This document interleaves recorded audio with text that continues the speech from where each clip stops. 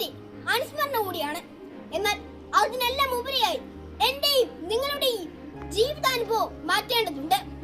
ക്രിസ്തുമസിന് നാം എല്ലാവരും പുൽക്കൂട് ഒരുക്കാറുണ്ട്. രക്ഷകൻ വന്ന് പിറക്കുവാൻ ഒരുക്കമുള്ള ഒരു ഹൃദയം ഒടിക്കുമ്പോഴാണ്, ക്രിസ്തുവിൽ നാം വീണ്ടും ജനിക്കുമ്പോഴാണ് ക്രിസ്തുമസ് നമ്മുടെ ജീവിതത്തിന്റെ ഭാഗമായി മാറുന്നത്. ഈ ക്രിസ്മസ് ദിനത്തിൽ നമുക്കും നമ്മുടെ ഹൃദയങ്ങളെ ഒരുക്കാം. Happy Christmas.